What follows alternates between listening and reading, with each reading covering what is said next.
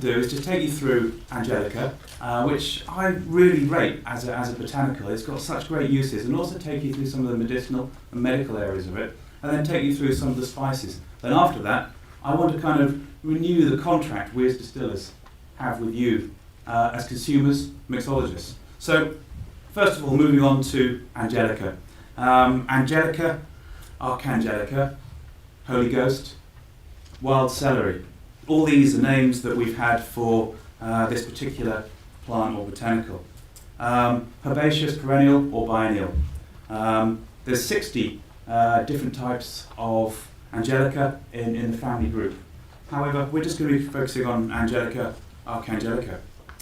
Now, it grows in all of northern Europe and Asia, and it likes damp growth areas. It flourishes, and on the second year of planting it comes up with umbels of white and greenish flowers.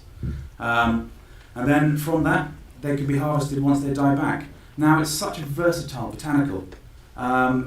It has been used throughout the whole of history in many, many areas. So, for instance, the seeds are quite often used as a fragrance for gin. But more than just gin, chartreuse, or also vermouth as well. So they're used in there. So it's a very versatile seed. Moving down to the stem, if you want. I think this is quite fun, but apparently it tastes very nice with reindeer milk. Okay, so there's other aspects of how it's been used, but also the Sami people in Lapland use it as a musical instrument.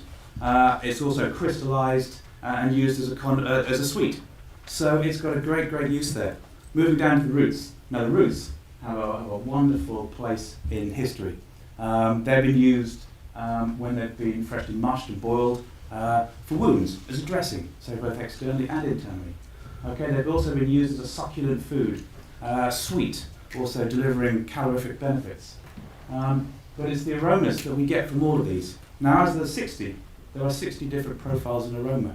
Some more citrus-led, some less citrus-led. But it's the pungent, aromatic, musky aroma. Some people also link with juniper that you get from the Angelica root, which really, really kind of involves me and infused me.